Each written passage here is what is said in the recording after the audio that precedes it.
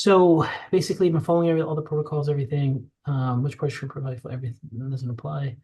Okay, so this one you put, so the leg weakness. So tell me more about this. This isn't really clear. It sounds like when I was going through this, you were worried about MS. Uh, yeah, so I started trying my workouts again, slowly, and it doesn't take very much before my legs get really weak. And what I thought was a blood sugar issue before, now that I've been paying attention to this for a lot longer, it seems very clear to me that my blood sugar feels fine. It's just that my legs get really weak and they stay that way for like I pushed it. I don't have to push it. It just a little too far and it was lasting for 2 days. And when I'm not like in denial and I'm used to paying attention to everything, it felt pretty extreme. And it felt pretty abrupt. Like I go, go, go, and then all of a sudden, yeah, they're too weak. But it's the same on both sides. And it's my full leg. It's not like in an isolated area. Okay. So as long as I stop or back off before that happens, I recover fine and I feel great actually. Um, and so I forget where I found this, but maybe I was looking at the asialoganglioside antibody that I had tested positive for. Yeah. Um, and I found something called CIPD, and it was talking about leg weakness that was like extremities, like your hands and your arms and your legs, and they match. And for me, it's only really my legs so far. But it sounded like similar to what I had going on. Okay. So when you have your leg weakness, is it your top all your leg muscles, like your hamstring, quads, foot muscles, leg muscles, both? Yeah. Okay. And then what about any numbness or any other symptoms when you have it? Not with that. No, with that. N- not at the same time. I did have one numb issue. Okay. Tell me one with your in your legs or a different area. It was it was during my last fast, and I don't know if it coincides, but I had kind of like blurry vision and a headache. And then I laid down and on my side, and then my top arm when I was laying down just went numb, like from the elbow down, like all of a sudden. And I freaked out because it was weird. And I was like kind of hitting my hand trying to feel it again. And it eventually came back in a few minutes. In a few That's minutes. never happened before and it hasn't happened since, but that was not that long ago. Okay. So a couple of things. First of all, the fact that you have like in both legs equally, or both, not a specific muscle or nerve root or distribution, but it's bilateral and equal. Yeah. That's really hard to be a demyelinating disease, meaning the small, the white matter is being injured. Your CIPD, like chronic inflammatory demyelinating disease, not likely. And usually Mhm. you don't recover quick. It's like damage to the cord, and damage to the spinal cord takes weeks to months to recover. So when someone has Yeah. hand weakness or leg weakness, they don't just have it come back, Yeah. not immediately like you have. And same with the numbness. So your symptoms definitely don't That's indicate weird. demyelination. Okay. You can think of that as injury to the actual nerves, and they don't like all of a sudden just because you stop walking or stop moving your arm, like repair and regrow that quick. So No, no. Okay. Well, then I guess it's good, but it's still so strange. Like the leg weakness is serious enough that I have stairs at the gym that I was at. I was holding the handrail. I was nervous that my leg would buckle under me and I'd fall. that might be something different. Also, Okay. yeah. There's a Makes couple of sense. things. Do you get any dizziness or vertigo during these episodes? Never. Okay. No. Um, Yep. did you get? I know.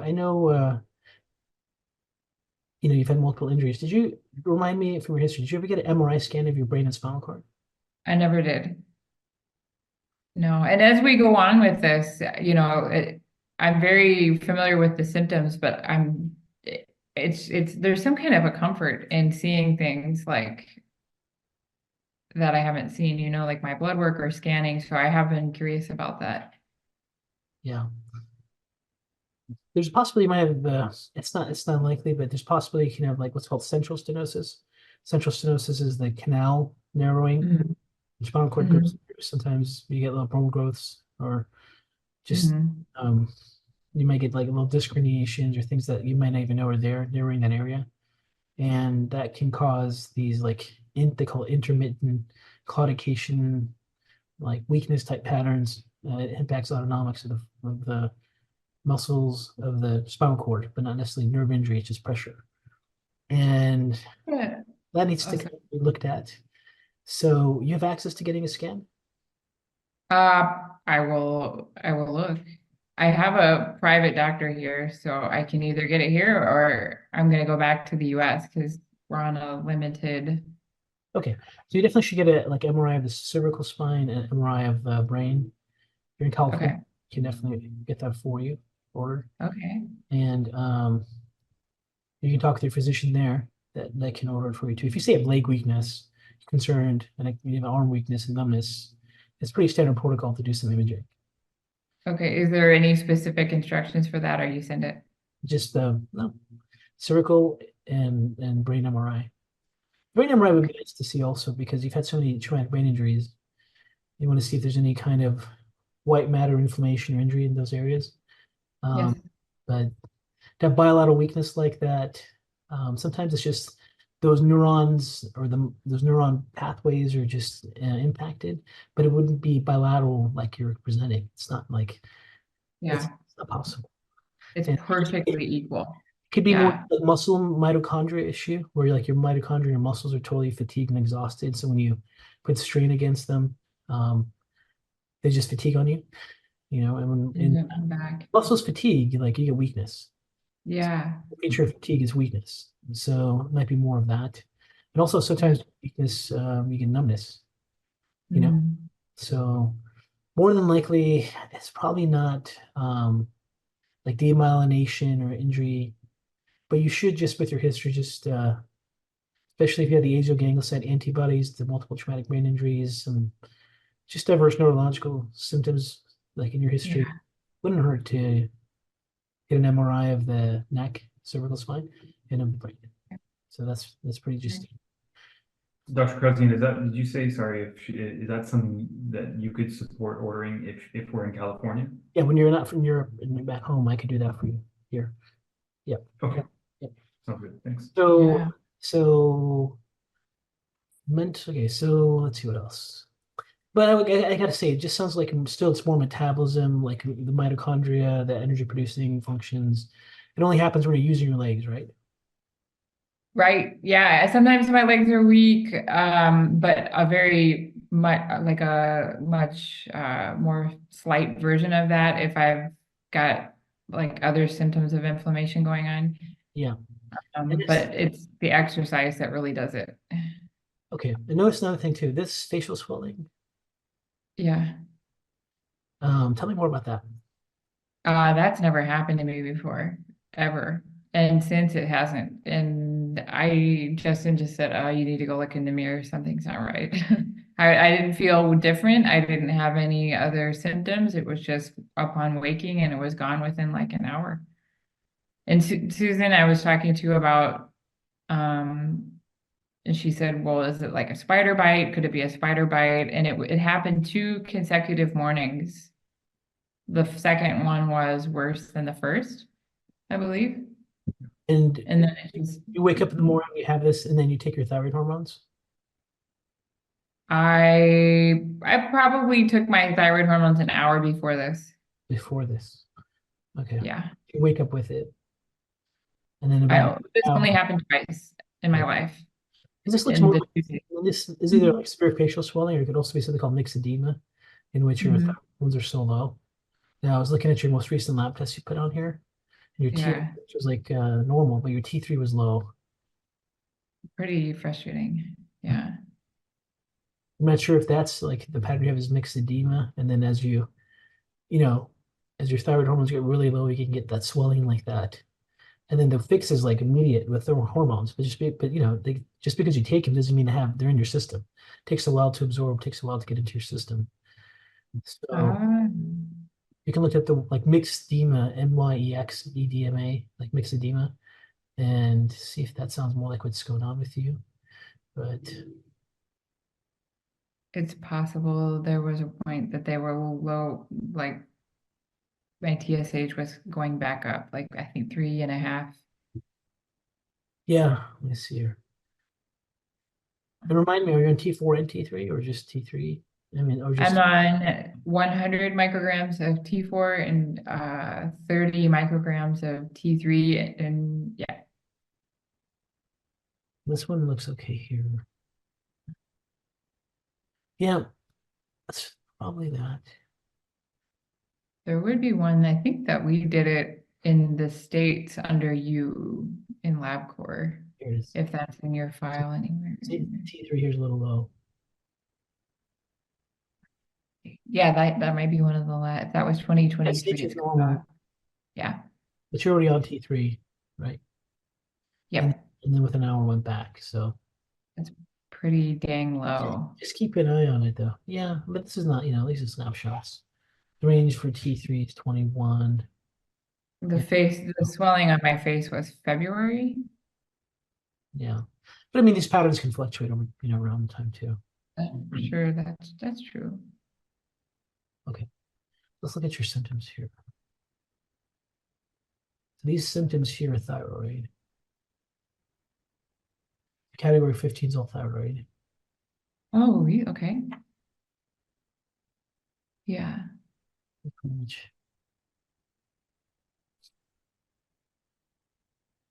Yeah, you might. Do you think working with your physician out there, your thyroid dosage is the correct dosage?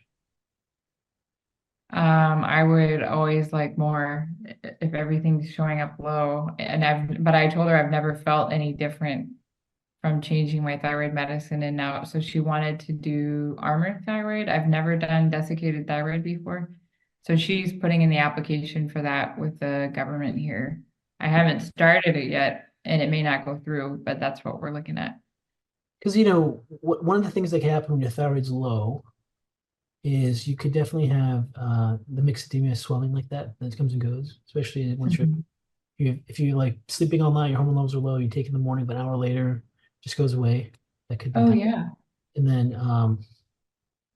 the other thing is it dramatically impacts like muscle mitochondria. So I don't know if what you're really feeling when you're rowing, like or working out, is just you don't have the metabolic endurance. So thyroid hormone basically control the metabolic rate, and they do it for all cells, and they have a profound impact on muscle endurance. So one of the key, really? yeah. So one of the key like features, and with thyroid, some people have like constipation, some people have weight issues, some people have muscle endurance issues. They're not the same. There's lots of variables that impact it, but you could have a pattern where if as you experiment with your thyroid hormones, you really want to see if that's changing your endurance when you're working out. Doesn't sound like demotivation. It sounds more like a metabolic issue. I mean, you should still get scanned, just because you should. Just to be. Yeah, I agree. I'm on the same page with you. Yeah. But it's it's not on like the top list items. Okay. And then it's physical fatigue, energy slump, and I know you're stabilizing your blood sugar and everything. You got that under control, right? Mostly I feel like I'm pretty sensitive sometimes to eating or not eating. So it just kind of goes in waves. Okay. Sometimes I'm okay. Yeah. Okay. And then SNAP recovery for carbs post exercise. See question 4. What's that? Note in question 4. Yeah, so I had done a workout like fairly light and was not eating carbs. I'm still on keto, and I just felt tired after, and I ate lunch, and like that didn't really change anything. I ate dinner. I was just tired on the couch. Like I thought I slightly overdid it. And it was Valentine's Day, I think is what it was. And you got out a chocolate bar and we split it. And I came to life after. I had no idea that I was tired from possible lack of food, but that seems like it was too quick after that we ate that I felt like alert and awake and alive, and like I don't understand.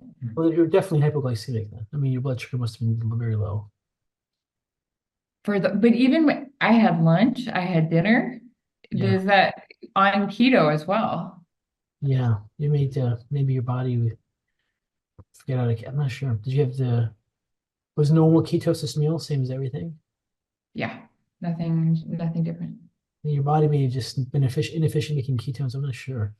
But if here's the thing, if you recovered from that immediately with sugar, then that's your diagnosis. Like, is if it Yeah, wasn't it, you it's would. not a consistent thing. Like this is not, yeah. So This one it's interesting. definitely in waves. Decreasing finger and facial dexterity after walks on cold days. Hard to turn key Yeah, into blood. So these are more like cerebellar patterns. yeah. Like even like maybe your balance going downstairs may not be weakness. It could just be like you don't have the stability. If your brain doesn't know like where you are in space, all your muscles have to recruit and like you could be, when we see people have balance issues, their legs shake and they have difficulty Mhm. standing just with their eyes closed. Is your balance getting worse? Do you know? Maybe a little. But this is distinctly when it's cold outside and my hands are cold or my face is cold.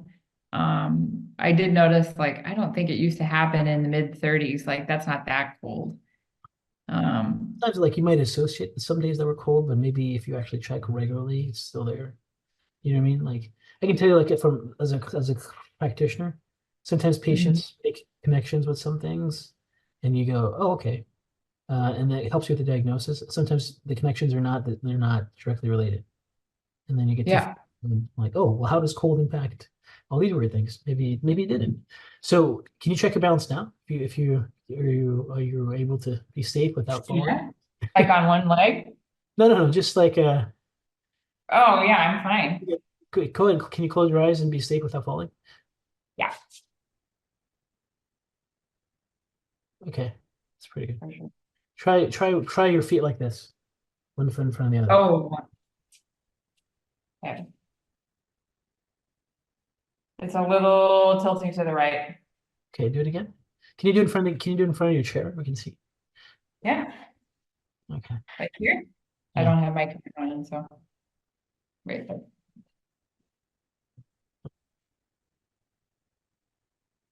that's not too bad. It's not good, but it's not too bad. Yeah. And put your hands out like this, and then go like this. Oh, it's also a weight. It's not too bad either. Okay. And then put your fingers out like this, and then touch your nose. Oh, okay. So the eyes closed or open? It open first and then closed. Okay. Other side. Oh, It's already closed. Okay. You got a little bit of tremor at the very end there. hmm. You feel that? I don't feel it, but you diagnosed or you picked that up on my exam. Yeah. Yeah, That like it's like you have some of these subtle things that are not like just a little bit there, but not so like clear. You're like, "Ah, I need more like yeah.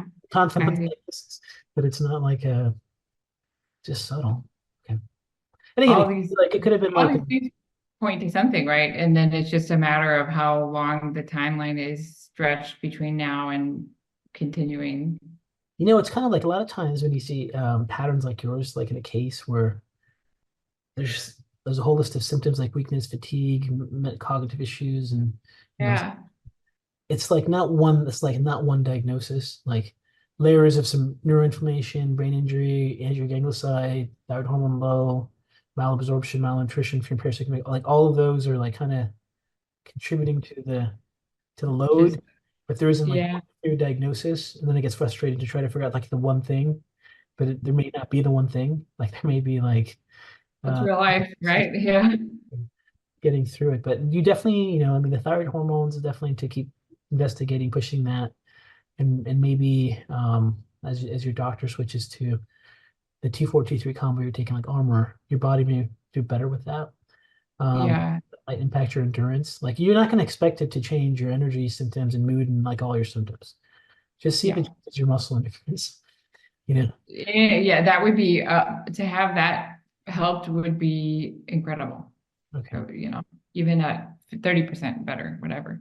Yeah. So Best thing you could do is continue to do that. activity because you're still going to build mitochondria.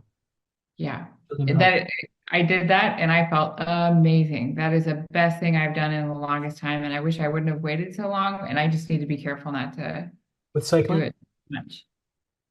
with what was it? You felt incredible. Oh, my exercise, my workouts. Workouts, yeah. Yeah, Okay. Yeah, that's good for your brain, good for your everything, immune system. incredible. But you just have to, yeah, like you said, not pass your period seems to be disappearing last cycle. Yeah, you might be going to perimenopause, right? Okay. Let's see there. I mean, the key thing is with your injury, you had so many clinical examination of frontal lobe injury, Mhm. which impacts your motor function, motor coordination. So, to kind of reconnect those areas of the brain and develop plasticity, you activate them, but also they're the areas that fatigue the most. And then when they fatigue, um, you have to like give yourself a break. And then over time, as you do more and more activity, you build mitochondria in the injured neurons in the brain itself, and even in the Mhm. muscles. So Oh, you just want to keep activating those pathways. Um, okay, low white blood cell count entering perimenopause. interesting. So you're definitely okay. So entering perimenopause, your hormone levels are kind of borderline before even perimenopause. Yeah. And you were working with someone to put you on replacement? No, we had identified that as a potential course of action for us. Um, and we hadn't pursued it yet. So the same doctor who's prescribing your thyroid hormone, you should have that discussion with, Okay. because that might be another issue why your brain like injury inflammation may not be recovering as quick. Mhm. Like you don't need another variable to slow you down. Another what? You don't need another variable to slow you down. Oh, right. Yeah, yeah, I'll take all the help I can get. There's a hormone profile in here. Was it blood or? Oh, Okay, so this was December. This is yeah, the that was Dr. Walls. cortisol's high. I was a little surprised. So yeah. Estrogens. So this was a saliva test, and I'm not sure if this was based on symptoms that were filled out or if they actually had those results. Yeah. That was confusing to me. Questionnaire, I think here. It is a self-reported symptoms here, which is their own little thing based on these things. That's very unreliable. Yeah. But yeah, no actual hormones, just the adrenal test. There's the recent thyroid hormone. Yeah.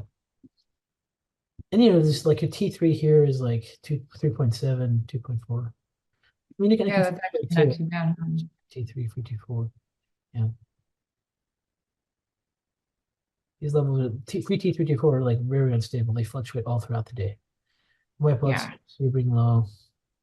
That I was really nervous about that being so low. 3.4, yeah. It was always around the low end of normal before, but I don't know, I haven't been on any antiparasitic or antibiotics since November of last year, and that's the only thing that's different that I know of. Yeah.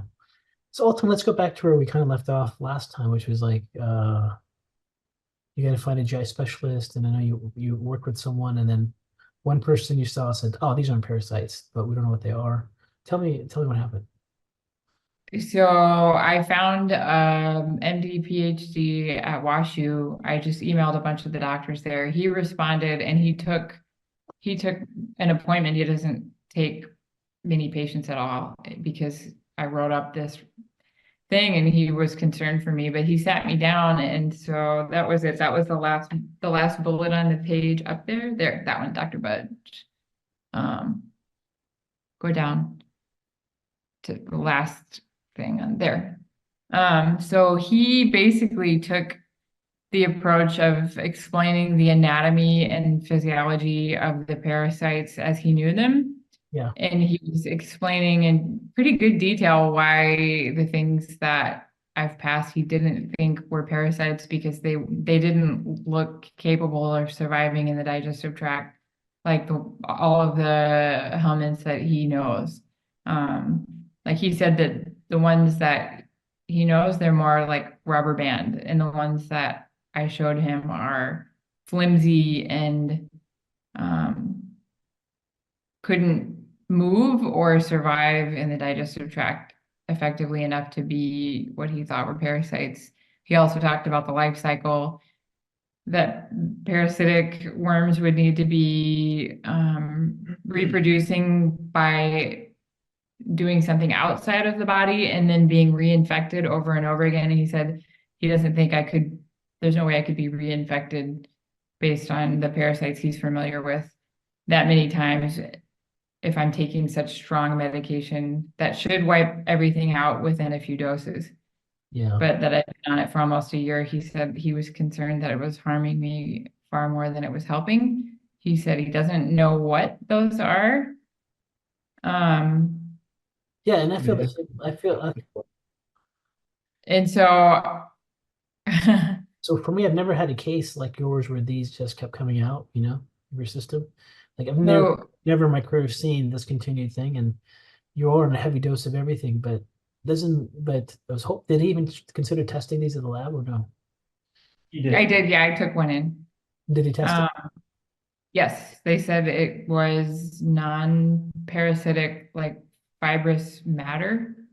Okay. And so I haven't, it doesn't happen. It has, well, I stopped with the coffee enemas and I stopped obviously with the medicine and all of that. And it doesn't just come out on its own that I'm aware of. Like, yeah. Well, let's look at the scenarios here. So let's assume they're not parasites. If they're just fibrous tissue and not like have histological feature of a parasite, and you've been on that heavy parasitic dose for so long, and you're still on it, right? No, he said I should stop. He said it's probably hurt. It's not good for your liver, your kidneys. Yeah, I agree. Yeah. Then you were like, I'm working with someone who put you on a really thorough protocol, but for a really long time. And Yeah. He was taking my word, I guess, that I'm passing worms and he didn't need to see anything. And I mean, I would say just to add in, I Yes. mean, it was two very different approaches. I mean, the one doctor that was prescribing the medication was very much, like Mary said, was taking, her feedback and trusting that, there was never any investigation into what these things were. There was never, it was just sort of like, oh, well, I see your symptoms, this must be parasites. And it was kind of like, okay, this is what it is.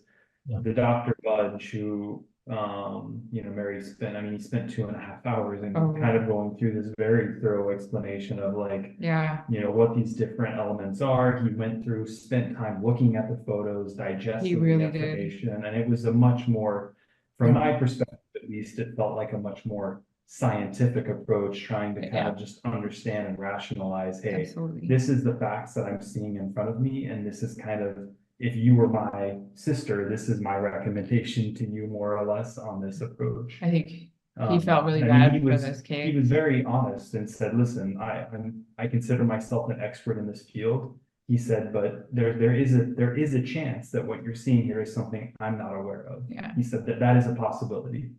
Right. But I think we both walked away from that meeting feeling very much like, yeah, that it resonated, at least with me, a little bit more. Just again, maybe I my don't own know. mind, but Yeah. He said he wanted to, he checked me for HIV, Chagas, syphilis, and he wanted to do a test for silent celiac. So he did the other ones. They all came back negative. I thought I'd check with you about, Yeah. I don't know if I've tested for celiac. So that just means you have the transcontaminase marker positive in the genes. Doesn't necessarily have to have symptoms. But we'll talk about it. Well, let's get into that in a second. So Yeah. for this, like this is why I'm like, you got to find a GI specialist. I don't know what to do. And it sounds like you found a really good GI specialist who did a, gave you a really thorough evaluation of your case and looked at everything. And but the frustrating thing is the possibility is this something he's not aware of? Stuff Yeah. I'm not aware of. I think it's probably good you're not taking all the meds for that long because that's pretty hard. But your white blood cells are still low, and like this could, like, if you do have parasites, it would explain why you're like chronic, severe, rare parasite reaction here.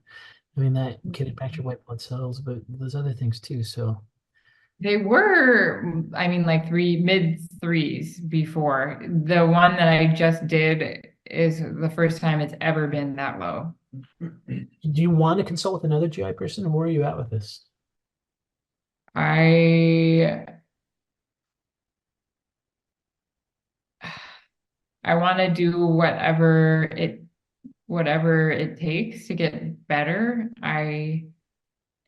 I think the reality was it was a challenge to try and find like this Hard, this huh? guy this He guy does was the flat. training for the CDC. I'm not saying that. But it was, I mean, I think kind of one of the results was this guy responded and he was very engaged and supportive and it seemed like a credible individual. I think there Yeah, was he a did. few other people that Mary had reached out to in the process and just there was a lack of response, I think, in a lot of the other specialists that you would try to engage with. And then by that time, the trip to come back here to Sweden. I think the next kind of- place, if I'm gonna find anybody else, it's gotta be something like the Mayo Clinic at this point, because Oh, I don't know.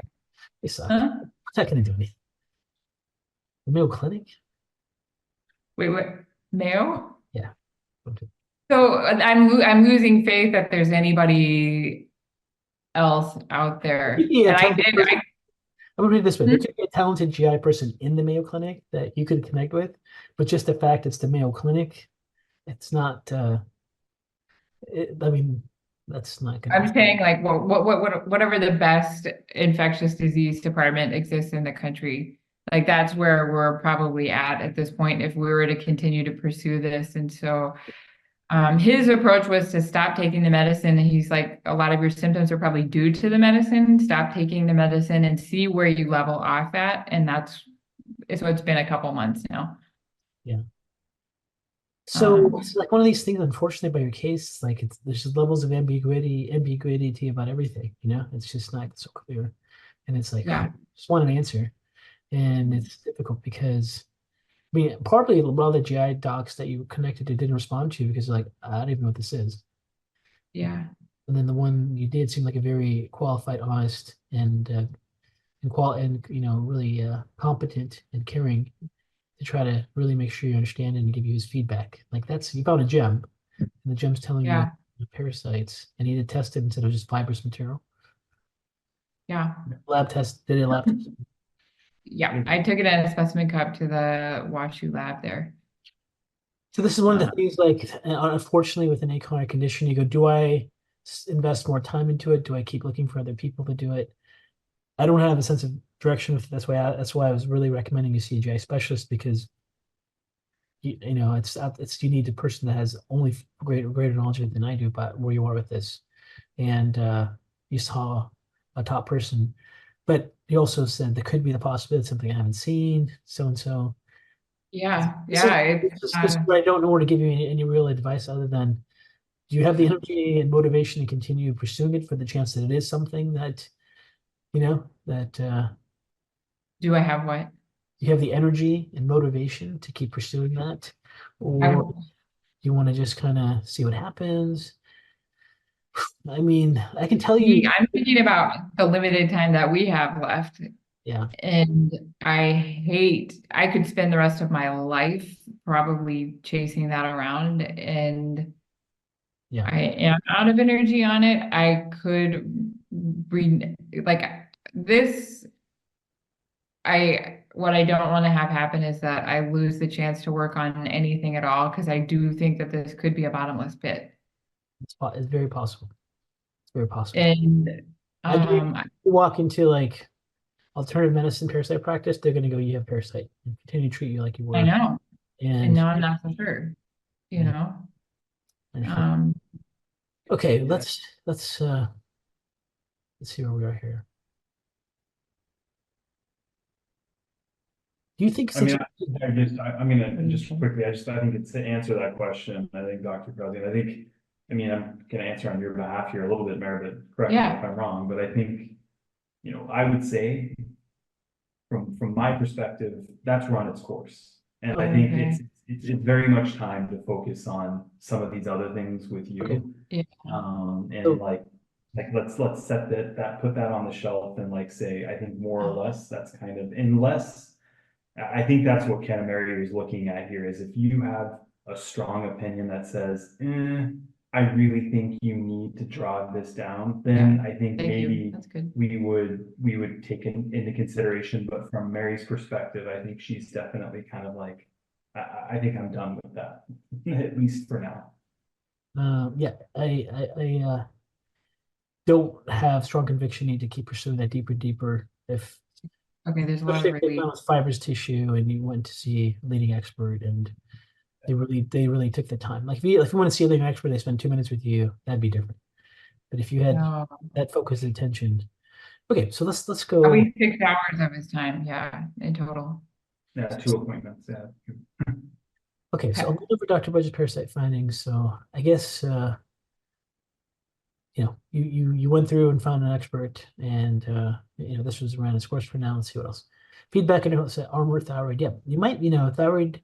People switch different versions. Armor's T4 and T3. Your T3 tends to be on the lower end. It's been low before. This may be something to respond to. People respond to different hormones differently at different times. You may need to really talk to them about your muscle fatigue and endurance, and see if you can work with them to see if the right dosage can help with that. If you take too much thyroid hormones, you're gonna get anxiety and nervousness and heart palpitations, and then, and that's like, wait, that's too much. It's going to increase your metabolic rate. So, if you can work with your physician to kind of push it and see what it maybe can do to impact your endurance, that would be good. Yeah.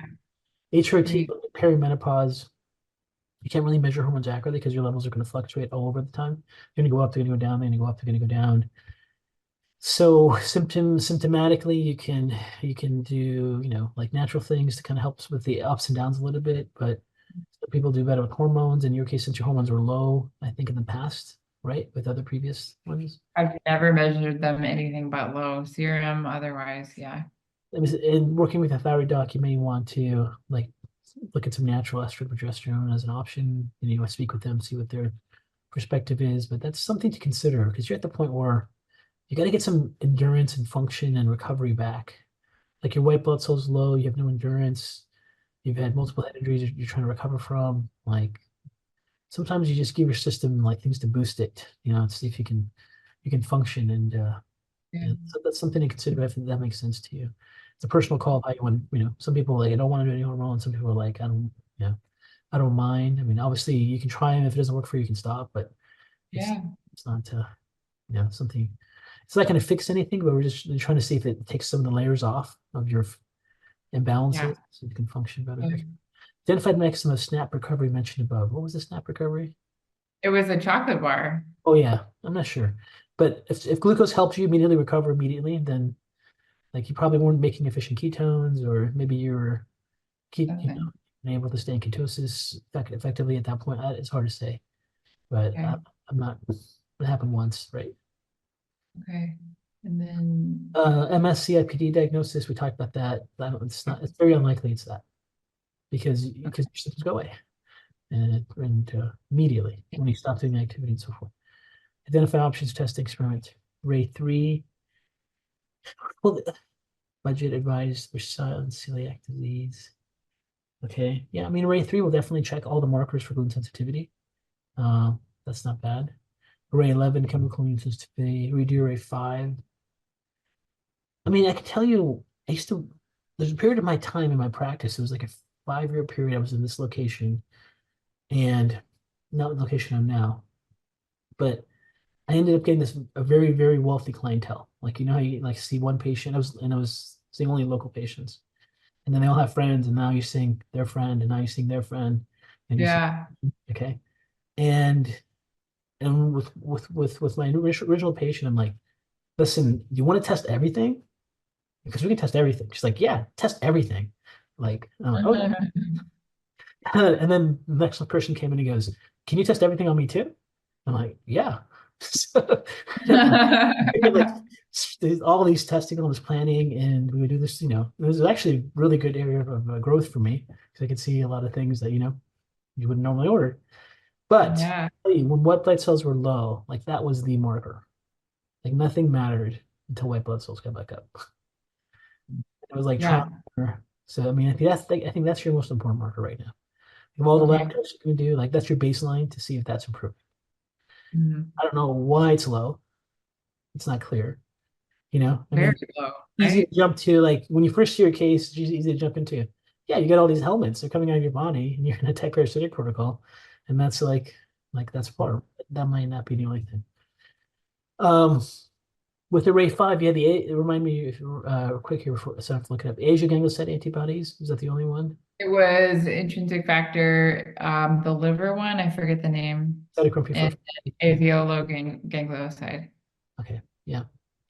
So there could be some subtle autoimmunity there. And Mine, hmm? those antibodies just mean you have autoimmune reactivity. You're not really diagnosed with an autoimmune disease until you have those tissues completely injured. You know, Mhm, it's like autoimmune disease. So, mhm.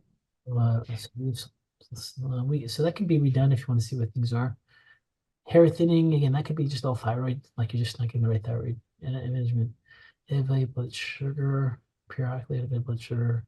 I'm not sure exactly what that is. That's the whole reaction. You have the candy bar and this periodic spike. Difficult to say. Yeah, Um, yeah, yeah, well, you should still do an MRI of your brain and spinal cord.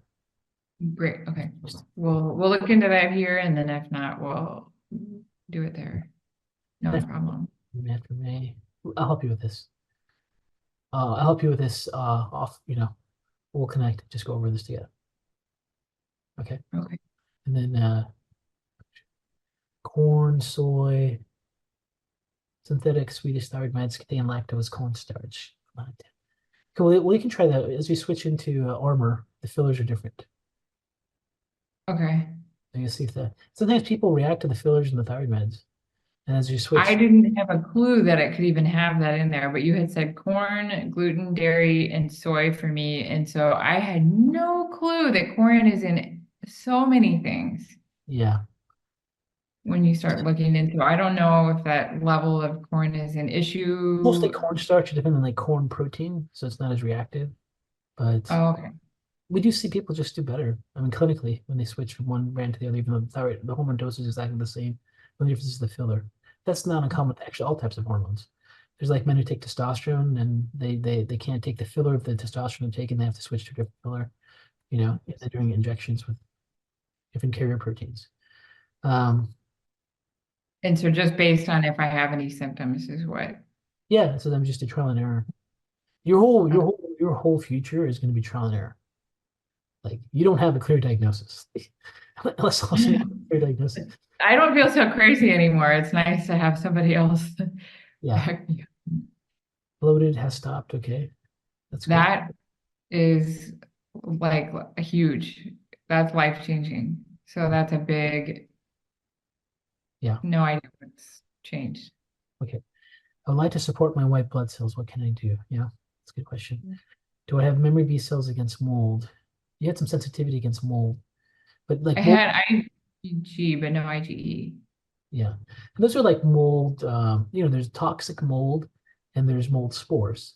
Mold Yeah, spores cause allergies and reactions and so forth, but they're not necessarily toxic mold. And I know you lived in a mold environment for a while and you felt sick, right? From your history. I did. Yeah. And I think I've had some recent exposures that have put me basically in bed for a couple days recently. So Like it's extreme. you definitely have like mold spore immune reactivity. Just as like if someone had a sensitivity to a food, they got exposed to it, they would get, symptoms. All you can do is just improve your air quality and, your immune system is, It could have been chemical exposure. It could have been mold. It's not at my home. It yeah, was at the local gym here. yeah. Um, once you get a reaction like an immune reaction to, you just have to let your body recover. Oh my God. It's nothing you can do. And then Yeah. you just gotta be careful of the environment you're in. And you guys just make your home the best environment you can for yourself. Absolutely agree. To mention azogangloside. Azogangloside is just a protein that's found in proteins of neurons. It's not specific for any disease. You can have it with Curious if it's not mentioned in the class anywhere. It was always the myelin basic and yeah, they're the ones with the most research. So those are the ones that have they've been around the longest. Those are what people have used the most. But azogangloside okay. protein. Okay. Myelin basic protein is more diagnostic directly to MS. You know, Okay. so proteins you have more in your body, in your neurons. Some people just show up with azogangloside as the target protein for autoimmunity, but it's not specific to any disease. It just means your immune system can cause some inflammation against nerve proteins. If I am keeping an eye out for symptoms for things, should I be keeping an eye out for anything specific? It could be any neurological symptom, but it'll Any, be a flare up, like you have a flare up, but it wouldn't be as quick as like you recover. If you get an MRI, if we see white matter lesions everywhere, that would be more of an indication of some inflammation there. You get enough white matter lesions that fit the criteria for MS, then you might get diagnosed with MS. But lots of people have white matter injuries where when you look at an MRI, you'll see areas that they're more white than others, like lines and spots of whiteness. That's injury to neurons. Call those white matter hyperintensities. You want to see if you have those. And those can happen with just not being MS, but a subtle neurological autoimmunity, but it doesn't fit the criteria for multiple sclerosis. Because multiple sclerosis means they give scarring, severe injury, and severe scarring over it, and it's okay. that size has to be a certain size to really be significant and so forth. The little injuries all over may not fit the criteria for multiple sclerosis or scarring all over. Okay. That makes sense. Thank you for that. I can never call MS cystic IQ and cure. Does the azogangloside antibody express things on their antibodies? Yes, it can, but you need the MRI to make the diagnosis. Okay, great. That's good. We told you to prefer with antibodies. Yeah, that's another thing you could start considering too, since you have intrinsic factor antibodies. This, if you wanted to be 12 shots, you can just try it. We did it before, but it was before we found out about this. So. Yeah, you can just because you may not be carrying B12 enough, and you may not be severely B12 deficient on a lab, but getting some extra B12 might give you some boost of energy. Trial like Okay. trial and error might be trial and error is for sure what you'd have to do. Let's get to the lab. Yeah, I don't think we ordered. There's an MCV that you look at for that? That's only if you get severe enough for anemia. That usually for me trends on the high end. And that's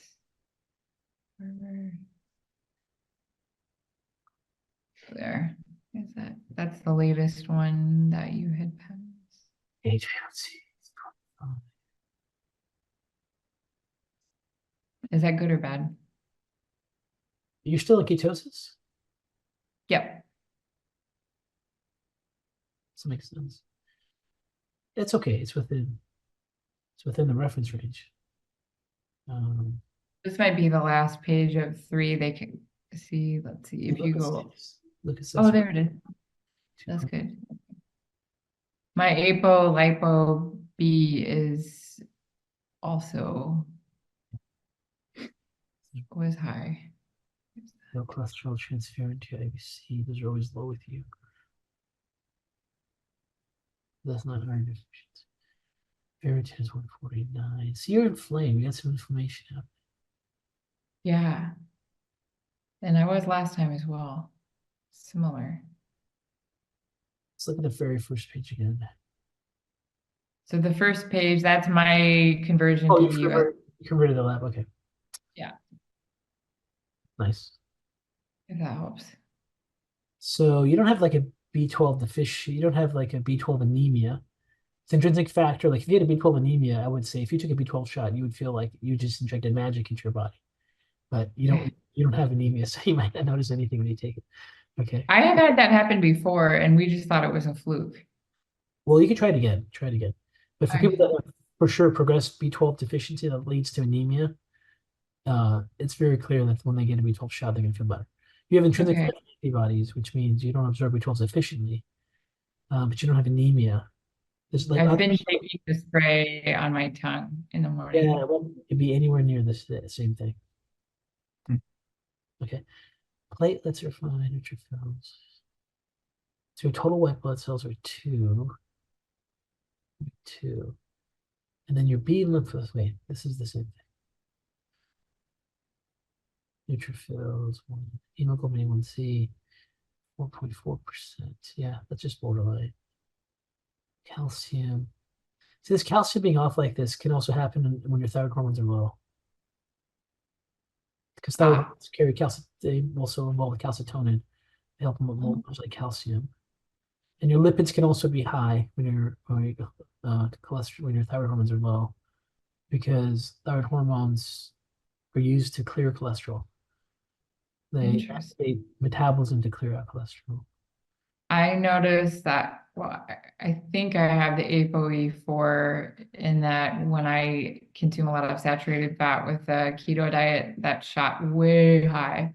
And I've backed off to olive oil and avocados and it's gone way down. Yeah, APE4 is also not good news if you have that with your head injuries, because it's more prone to having CTE progress into Alzheimer's. Okay. So yeah, but you're doing it. You're doing all things you need to. Okay, this is all we have. So we don't have like any of the B12 markers. So you could try B12. Your white blood cell marker is really the main one. Like, how do you increase this? Like, okay, so number one thing to increase the white blood cells is getting proper sleep. Which is one thing I do. Okay, so let's move on from there. So the other one is like you have an infection somewhere that can't find it, and Yeah. it doesn't seem like it's a viral or bacterial, because it won't change this, and the parasites we're putting a hold on to, or it could just be autoimmunity that just exhausted your immune system. Those are typical things that do it. So Was there for anything about being on antibiotics for a long time that would have raised it high and then I'm stopping the antibiotics and it drops off? yeah, Because it's been a couple months and that's the only big change I can think of. when did you stop the thyroid parasite medication? It was like mid-November. Yeah. Oh, before I came back, like beginning of November. Beginning of November. So it's been about almost 3 months. Yeah. Yeah, I'm not sure. That might be playing some role. It's hard to say. Yeah. Because It was like they put a lot of stress before on or your bone marrow, what was that? they put a lot of some of those heavy anti-helmet parasitic drugs put a load on your bone marrow and on your liver. Ooh. Not sure if it's impacting it. So this is definitely the marker to get every time you get a blood test. It's just Is see complete blood count. It always includes the white blood cells. Yeah, I will. I'm gonna see if this Okay. goes I up. got this because of the class. I wanted to check on it Oh, okay. and I'm surprised. You could Yeah. break this down into like T cells and B cells, like to make it more thorough. I can get that. I held off on that because I thought I would talk to you first, but if you want that, she has a panel. Get it. Get the white blood cell, the T and B cells also. Okay. That, I'll that can send help that. fine tune like better way to support your immune system. Because if you get your T and B cells, then you can see it like there's a pattern for an infection. Helper cells, Yeah. suppressor cells go down. You saw the autoimmune course. I And did. we can then look at the patterns and get a clue of why your white blood cells are low. Now, if I they're all almost ordered it low, for myself. like non-specific reasons, there may not be an infection. It could be like chemical load. It could be, Okay, yes. Okay, yeah. I'll get that panel. It's very likely as you go through all of this, like you don't get clear answers anywhere, and you just have Yeah. to go through trial and error to see what makes you function and feel better. It's Okay. very realistic. But Okay. these you don't want to ignore. This white blood cell, you don't want to ignore this. This puts you at Yeah. risk for infections. This puts you at risk for, you know, cancer. Yeah. That's what I was hearing, all of that. Yeah, over time, like Is there anything I should be doing differently while I am aware that it's so low? Like, you can play with a lot of different nutraceuticals. I'm not sure if it's going to do anything. But I mean, like I was thinking, I went to a horse show over the weekend and like a coffee show. Like there was a lot of people, and I thought, should I not be doing this? Should I be taking more By the way, like precautions? your white blood cells are not going to be day by day react change as much. Like it's 2.2 and you went to did a bunch of events for 3 weeks or 2 weeks. It's not going to all of a sudden like go to 4. You know what I mean? Or go down to 2.2 from 4.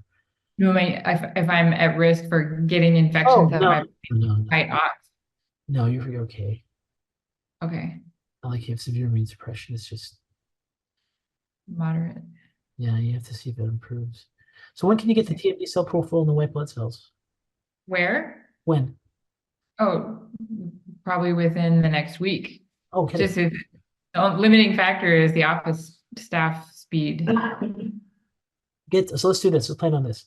Get the total white blood cell count, get a TMB cell profile, see if you can try B12, experiment with your thyroid dose, check the MRI scan.